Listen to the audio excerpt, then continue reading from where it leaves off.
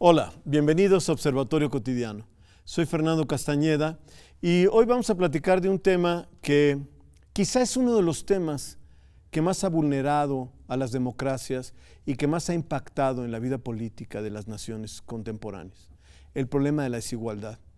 Y quisiera yo empezar con eso, con nuestros invitados, que me parece que a veces la desigualdad oculta o no queda claro, ya me explicarán, a veces toda una serie de fenómenos de exclusión, por ejemplo la pobreza, ¿no? Muchas veces se distingue analíticamente desigualdad y pobreza, quizá es legítimo, ¿no? Pero me da la impresión de que hoy está ocultando, porque incluso en los Estados Unidos hoy hay ya signos de pobreza real, ¿no? No es simplemente un problema de desigualdad, sino de carencias reales, de servicios médicos, de muchas cosas, mucha gente de la tercera edad que está viviendo en exclusión social realmente importante, ¿no? Entonces, bueno, precisamente para platicar sobre esto, tenemos el gusto de que nos acompañe el doctor Héctor Nájera Catalán, que es del Programa Universitario de Estudios del Desarrollo de la UNAM. Gracias por estar aquí, Héctor. La maestra Adelina González Marín, de la Dirección, es directora de Promoción de Cultura y No Discriminación del CONAPRED. Muchas gracias por la gracias por estar aquí, Adelina. Y Elena Villafuerte, que es coordinadora de análisis e incidencia del proyecto de derechos económicos, sociales y culturales. Muchísimas gracias por estar con nosotros. Bueno, empecemos por esto así muy general. Me da la impresión de que son dos conceptos que no son exactamente lo mismo. Se habla mucho de desigualdad y no sé si se habla en la misma cantidad de pobreza y sobre todo concentración del ingreso en las capas más altas y un proceso de depauperización fuerte, no solamente en países como el nuestro, que es crónico, sino incluso en países que tradicionalmente había desigualdad o quizá fuerte desigualdad, pero no signos de pobreza o de pauperización como quizá ahora se están viviendo. Por favor, Héctor. Sí, generalmente el tratamiento que se le da a la relación entre pobreza y desigualdad es ver a la pobreza como una consecuencia o una manifestación de desigualdad económica, pero también de otros tipos de desigualdades que se agrupan como desigualdad social. A nivel global uno puede ver distintas relaciones, uno puede ver países con muy baja desigualdad y alta pobreza. Esto se ve en África, por ejemplo. Y si uno se mueve a América Latina, uno ve una relación distinta, que es alta desigualdad y alta pobreza, particularmente en Brasil, México, los países grandes de la región. Bueno, pero esto está hallando en Chile la idea de que decían que Chile ya era un país casi en desarrollo y ahora resulta que hay niveles de pobreza realmente serios, ¿no? Sí, en las economías en transición lo que ha ocurrido es, por ejemplo, la economía chilena ha sido de las que más ha crecido en la región, pero hasta también ha generado polarización, ¿no? Entonces hay un grupo de la población que se ha quedado, digamos, en los niveles de vida setenteros, ochenteros de la sociedad chilena, que reflejan niveles de pobreza, incluso pobreza absoluta, ¿no? O extrema en esos casos. Adelina. Y además de eso, hay fenómenos de exclusión social, ¿no? Sí, o sea, esta relación que hay desigualdad-pobreza pareciera que fuera en automático, pero ya vimos que no hay reglas que se cumplan, ¿no? Que hay muchos otros factores. Y bueno, uno que en el CONAPRED estamos obligadas a mirar siempre es justamente la relación con la discriminación, ¿no? No solamente en enfoque de exclusión, sino de francamente dejar a poblaciones, a grupos de población fuera del acceso a derechos, ¿no? Y en ese sentido, entonces, no estamos hablando solamente de exclusión frente a privilegios o respecto a la mala distribución del ingreso, sino a que en conjunto, con prácticas culturales, con sí, sobre todo con prácticas culturales, vemos cómo hay un engarce directo, ¿no? O sea, por ejemplo, uno de cada 5 hombres en México, según la ENADIS 2017, considera que las mujeres debemos de ocuparnos de la casa, ¿no? Que tenemos más elementos, más habilidades y un chip de ADN ahí para ocuparnos de la casa y de las labores de cuidado. 1 de cada 5 hombres. Ese es un prejuicio, porque pues también hay muchos hombres que se ocupan muy bien de su casa, ¿verdad? Eso nos lleva a identificar una práctica. Pero 9 de cada 10 mujeres... Hay cosas como que están asociadas a la pobreza, como por ejemplo las comunidades indígenas. Sí, exacto. O sea los sectores más pobres de este país además son indígenas, o sea, ahí hay una relación total de exclusión cultural y al mismo tiempo de Solo 5% de las marginación mujeres económica. indígenas hablantes de una lengua originaria acceden a la educación superior, frente al 20% en el promedio nacional de las personas que tenemos educación superior en México. Sí, claro. Ahí hay una gran brecha de desigualdad, ¿no? Sí, claro. O esta idea de este prejuicio, 1 de cada 5 hombres dicen mujeres a la casa. Eso se traduce en 9 de cada 10 mujeres en edad de estudiar están en la casa cuidando a sus padres, a sus madres, a sus sobrinos, a sus hijos incluso, ¿no? O sea, haciendo labores de cuidado que soportan que los otros de la familia vayan a la universidad, ¿no? Y esto, pues, desde luego... ¿Y esto no ha cambiado? No, esto es nuevo, o sea, esto es ENADIS 2017. Porque me da la impresión de que hoy es una estadística que tendría que revisar, pero por ejemplo, para esta universidad creo que es ya igual, es más, un poquito mayor el ingreso de mujeres que de hombres. Y bueno, sí hay un dato de que es mayor la eficiencia terminal de las mujeres en los estudios superiores, ¿no? Sin embargo, somos las que menos empleadas estamos. O sea, quiere decir, no accedemos al trabajo, nos titulamos y nos vamos a la casa a cuidar a los niños. Coincide nuestra edad productiva con nuestro tiempo de titulación, foto de matrimonio y en la casa a cuidar hijos, ¿no? Entonces, el contrato laboral a las que las mujeres accedemos en el trabajo es la mitad de lo que los hombres acceden a un trabajo con contrato laboral. Es decir, tenemos acceso también a trabajos más precarios, diríamos, en el mundo de los derechos humanos, ¿no? Claro. Menos dignos, menos decentes. Claro. Y bueno, con respecto a los derechos sociales, es todo un tema, y sobre todo a veces se mezclan los derechos sociales con los derechos culturales. Quizás los derechos sociales tienen una historia más larga, digamos, ¿no? Desde en el caso mexicano, que siempre se presume que es el primero, el 123 constitucional. Así es. Surge todos los derechos laborales. ¿No? Sí. Bueno, y el 27 con respecto a la tenencia de la tierra y todas estas cosas. Pero, por ejemplo, el tema de los derechos culturales, como por ejemplo son las culturas indígenas en nuestro país, tienen un rezago, ¿no? Sí, claro. Yo no sé si el tema de los derechos culturales es un tema que de verdad está bien definido en nuestra Constitución y está bien aplicado a la hora de que vemos las condiciones en que viven las culturas que no manejan como lengua el español, ¿no? Pues en realidad sí, lo que vemos es que hay un marco constitucional de derechos para los pueblos indígenas, que por supuesto está ahora bajo un proceso de revisión. Se espera ya en algunos meses tener aprobada una reforma constitucional en materia de derechos de pueblos indígenas, que justamente pues aborde todas las brechas que hay en términos de reconocimiento de derechos culturales y otros derechos para pueblos y comunidades indígenas. Por supuesto tenemos también el marco de control de convencionalidad con todos los convenios internacionales que ha suscrito México. ¿Y eso en la materia? ¿Sí está funcionando el control de convencionalidad? Es un reto, por supuesto, porque los aplicadores de justicia en este país no necesariamente están familiarizados como debieran con el control de convencionalidad, y entonces en muchos de los casos cuando las y los abogados hacen argumentaciones basados en el derecho internacional de los derechos humanos, sí encuentran una serie de retos de implementación, y por supuesto en el momento de implementar ya concretamente derechos como el derecho a la consulta previa, libre e informada para pueblos indígenas, pues tenemos el marco de aplicación del convenio 169 de la Organización Internacional del Trabajo. México fue uno de los primeros que lo suscribió. Otra serie de marcos también a nivel regional, como las sentencias de la Corte Interamericana de Derechos Humanos, y ahí lo que vemos es que por supuesto hay un problema estructural dentro de las instituciones del Estado, no solamente de falta de acceso a derechos, sino incluso de discriminación, como ya lo mencionará también Adelina, casos, ¿no? Que hay discriminación estructural. De indígenas en la cárcel en los que no tuvieron ni siquiera a alguien que hablara de su propia lengua ni nada, no saben ni siquiera de qué fueron sentenciados. Y sigue pasando, ¿no? Sí, e incluso en otros casos, por ejemplo, cuando hay grandes proyectos de inversión que llegan a comunidades indígenas, en su mayoría son empresas, ya sea nacionales o transnacionales, pero de gran capital, llegan a las comunidades a negociar contratos en español con pueblos indígenas que solamente hacen ese tipo de tratos en sus propias lenguas. Y eso, pues por supuesto, también es es algo de lo que se aprovechan los propios agentes corporativos para poder generar mayores ganancias con comunidades indígenas que no necesariamente tienen acceso a toda la información que Y por deberían. ejemplo, un tema que yo creo que, bueno, estalló en el caso de Wirikuta, ¿no?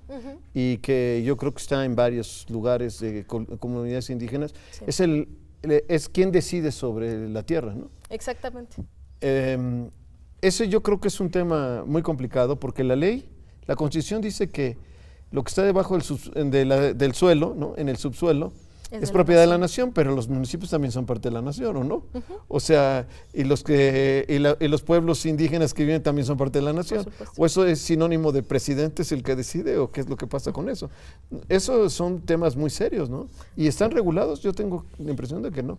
Uno de los temas más serios, creo, para las comunidades indígenas es que los recursos naturales, la interpretación de la Constitución es: la nación soy yo, Sí. ¿no? Gobierno federal soy yo, presidente soy yo, el que estoy ahora y yo decido. O sea, Sí, claro. ¿no? Y eso es un vacío constitucional, yo creo, ¿no? Sí, por supuesto, y más que un vacío constitucional se vuelve, por supuesto, una brecha de implementación de lo que ya existe. Como decía, existen ya los marcos internacionales, el convenio 169 es muy claro, sobre todo con el uso y goce de los territorios de pueblos indígenas, se les reconoce la propiedad ancestral de los territorios, anterior a la formación del propio Estado, justo, y entonces cuando los pueblos indígenas deciden ejercer su derecho a la libre determinación, al uso y goce de los territorios, es cuando vienen los conflictos porque el Estado no tiene las capacidades institucionales y además no respeta lo que ellos mismos han pues esas mineras canadienses ratificado. el Estado Exactamente. O sea, no es solamente que no lo vea o no sé qué, literalmente no lo respeta. Así ¿no? es. Y a eso le sumamos, por supuesto, lo que ya estábamos platicando, que es el tema de la desigualdad impresionante, en donde una cúpula justamente es la que detenta gran parte, no solamente del poder económico, sino también del poder político, porque hablamos de un fenómeno de captura corporativa del Estado, ¿no? Entonces, a eso le aunamos ya el fenómeno de desigualdad estructural y de discriminación estructural hacia pueblos y comunidades indígenas, y tenemos, pues, lo que vemos actualmente en este país, ¿no? Una gran cantidad de conflictos socioambientales. Pero a mí me parece como muy importante. Estos son como elementos estructurales, institucionales, de también el tiempo histórico, ¿no? De aquí a que los operadores de justicia comprenden la convencionalidad y la aplican. Ok, todo eso es proceso. Pero hay también un nivel, vemos en el tema, desde el enfoque de la discriminación, en donde las personas estamos jugando un papel muy importante, ¿no? O sea, 35% de los y las mexicanas piensan que las personas indígenas son pobres por su cultura. ¿Sabes? Bueno, eso sí, la encuesta. Entonces, Además, a todo eso se suma esta creencia loca. Bueno, había una pregunta en esta encuesta de discriminación que yo no sé si sigan haciéndola. Sí, en la que 2017 preguntaban fue qué es lo que la tienen que más hacer reciente. los indígenas para no ser excluidos, dejar de parecer indígenas, ¿no? Era una Imagínate. cosa verdaderamente patética. Eso, Tenemos que hacer un vamos. corte y ahorita regresamos. Sí. Sí.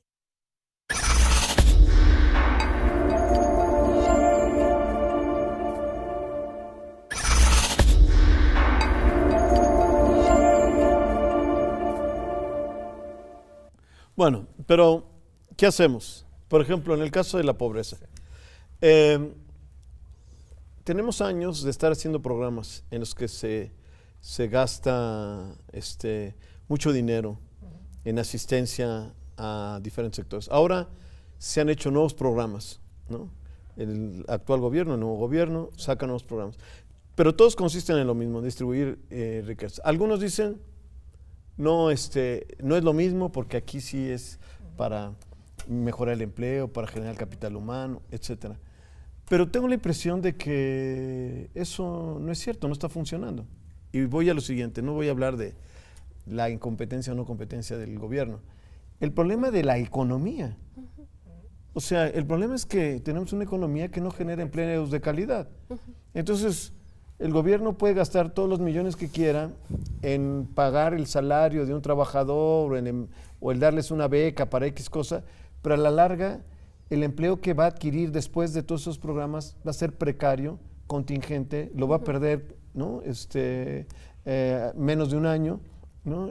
O si lo mantiene con salarios verdaderamente miserables, ¿no? O sea, ahí hay a veces se dice en este país que se va a combatir la pobreza con lo que son paliativos. porque en realidad la economía no está funcionando. O bueno, en fin, no sé qué piensas tú. Las experiencias exitosas a nivel internacional en materia de erradicación de la pobreza siempre han sido acompañadas de una estrategia de reducción, como se hablaba hace un momento, de reducción de desigualdades estructurales, ¿no? Más el brazo de la economía. Esto de desigualdades estructurales significa pensar un poco cuáles son los orígenes de la desigualdad, y es cómo se distribuyen recursos, cómo se distribuyen derechos y cómo se distribuyen oportunidades. Entonces, si pensamos en los subsistemas que tenemos en México, pongamos el caso del sistema educativo, ¿no? El sistema educativo, si uno ve los datos del censo educativo y los mapea, uno ve que tienen un patrón regional muy claro, ¿no? Las escuelas del sur del país, Oaxaca, Chiapas y Guerrero, son las más marginadas, no tienen agua, no tienen energía eléctrica, no tienen sanitario, no son escuelas, digamos. Sí, claro. Si uno piensa desde el punto de vista de los programas sociales que se han venido implementando, que son transferencias, en su momento fueron transferencias condicionadas para que los niños fueran a la escuela, estuvieran nutridos y esto eventualmente mejorara sus oportunidades de movilidad social. Si esta estrategia no se acompaña de una estrategia de política educativa robusta donde se igualen las condiciones de la calidad de la educación, simplemente va a fracasar. Efectivamente, lo que se hace es administrar la pobreza extrema y la pobreza moderada, porque los subsistemas más importantes, que son educación, el mercado de trabajo, el sistema de salud, el sistema de seguridad social, no remueven las distintas prácticas de discriminación, de diferenciación, de desigualdad, que son parte de la estructura del país. Uno lo puede ver comparando México con otros países. Si uno sigue a dos niños, uno de una comunidad rural en el sur de México y alguien de la Benito Juárez, digamos, en Ciudad de México, las probabilidades en términos de tener algún llegar éxito a la escala ocupacional más alta son muy distintas. Si uno se va a un país altamente igualado en términos de provisión de servicios, la movilidad social es altísima, ¿no? Sin movilidad social alta es muy difícil reducir la desigualdad. Ahora, tengo la impresión de que la pobreza. movilidad social, incluso en Europa, no es muy buena. Yo les estaba contando de La desigualdad es menor. les iba a contar más bien de un sociólogo francés, Roland Pfefferkorn, que tiene un estudio y que se ha dedicado a estudios de estratificación en Europa. Y él sostiene que después de la Segunda Guerra Mundial la estratificación en Europa se ha mantenido casi estable. Ha mejorado la calidad de vida, que eso es muy importante. Claro. O sea, los estratos más pobres viven mejor. Sí. Pero, Que es el acceso a derechos, no nada más el consumo. Exacto. no, eso es muy importante. Hasta donde yo sé, este economista que acaba de fallecer, que también estaba en el programa, ¿cómo se llama? Que era de la Universidad de Notre Dame, México. Jaime Ross hizo un comparativo sobre esto con Europa, ¿no? Sí. Lo que es claro es que si uno compara los países escandinavos con Europa del Este, la movilidad social es mucho más alta en los países escandinavos, y sí hay una relación muy clara entre países con altas políticas activas, robustas de igualación de oportunidades, digamos, para englobar varios conceptos, son mucho más exitosos en reducción de desigualdad. A diferencia de los países más liberales, por ejemplo Inglaterra o Estados Unidos, donde la movilidad social es más baja. Pero tiene que ver con las políticas públicas que se generan en el quehacer gubernamental, no nada más dirigido a los grupos más discriminados o más excluidos, porque la parte cultural todo el tiempo es un freno de esa movilidad, ¿no? Para nosotros es muy importante no solamente, claro, distinguir las causas, pero también a los distintos grupos discriminados, porque no todos los pobres son iguales, ¿no? No, estoy de acuerdo. Mujeres, personas con diversidad, personas de la diversidad sexual y de género, de identidad de género, las personas con discapacidad, las trabajadoras del hogar. O sea, son grupos que ya estamos localizando, identificando con datos, claro, que a quienes debemos de hacer medidas especiales. En otras partes se han hecho estudios, historias de vida. Por ejemplo, ¿no? De los trayectos. Que es muy interesante, que de grupos marginales, que precisamente atienden a esto, cómo ciertas trayectorias de vida pues apuntan a un callejón sin salida, digamos. Por generaciones. Sí, porque el tipo de familia, el lugar, el sexo, por supuesto, ¿no? Si son mujeres, por supuesto las mujeres indígenas son las que están en peor condición de este país, ¿no? En fin, una serie de cosas. Pero creo que eso sería muy interesante para conocer todas estas cosas. Porque además hay otro tema que me gustaría platicar con ustedes. Y es que la pobreza en este país cuesta. Y quiero decir con esto lo siguiente. No. A la gente que es pobre le cobran de todo y más. Hay mercados asociados a la pobreza. Incluso en zonas de invasión, digamos, donde los terrenos eran federales, hay un tipo que les cobra por estar allí. Las Hay transferencias alguien que les monetarias. cobra, hay alguien que les cobra por pedir limosna. Hay alguien que, o sea, en todas partes les cuesta más caro todo. O sea, por ser simplemente pobre. Sí, una de las preocupaciones que hay con las transferencias monetarias es la generación de mercados en torno a las transferencias. Por ejemplo, en las comunidades donde hay un cajero, ya los están esperando la gente de los sitios de taxi, las gentes que les puede dar un crédito, la gente que los puede extorsionar, etcétera. Y en un sistema de alta vulnerabilidad de derechos, simplemente no hay forma en la cual ellos puedan Defender de eso. Así que de esos coyotes, o cómo se les podría llamar. Pues sí, Sí. pues sí. Bueno, y otro tema que me parece importante. A mí me parece muy importante las reformas constitucionales que se han hecho. No tengo nada en contra de esto, etcétera, ¿no? Con la Suprema Corte. Pero de verdad a veces me parece un poco muy distante de la realidad cuando la Suprema Corte dice nosotros somos los que garantizamos los derechos humanos en este país. Un caso de 1 millón de casos llegan a la Suprema Corte. O sea, lo cierto es que la práctica cotidiana de la violación de derechos humanos no está ahí la Suprema Corte, ni está realmente el Poder Judicial, ¿no? Pueden estar 1000 otras instancias, pero no está realmente, ya no digamos la Suprema Corte, sino el Poder Judicial. Sí. O sea, suena hasta como, a veces cuando uno oye esos anuncios, uno dice, suena como, ¿se estarán burlando? ¿O qué? O sea, no tiene nada que ver con la realidad, ¿no? O sea, no tiene nada que ver. Están hablando de toda esta cuestión jurídica, de Tribunal Constitucional, de estas cuestiones de control de convencionalidad y todas estas cosas que son muy importantes. Pero el problema es que no bajan. O sea, entonces esto se queda en simplemente retórica en la televisión, ¿no? Sí, claro. Lo que sucede principalmente es que vivimos en un país que hace falta recordar que vivimos en un 98% de impunidad, ¿no? De 100 casos que se presentan, solamente 2 llegan a resolución. Uno de los problemas más importantes que encontramos, sobre todo en la defensa de derechos colectivos, principalmente de pueblos indígenas, es justamente las fallas en el proceso de acceso a la justicia, ¿no? Cuando todo lo demás ha fallado, que justamente ya es lo que hemos hablado, ¿no? O sea, cuáles son las fallas desde el proceso de diseño e implementación de políticas públicas, cuando ha fallado también el propio marco normativo, cuando hay una serie de factores que no dejan otra alternativa a muchas comunidades más que acceder a la justicia y pedir un proceso de reparación a través de los tribunales. La realidad es que vemos una serie de deficiencias, y es por eso que justo en la lógica de qué hacer ante esas posibilidades, sin duda lo que vemos que podría ser efectivo es un enfoque preventivo, ¿no?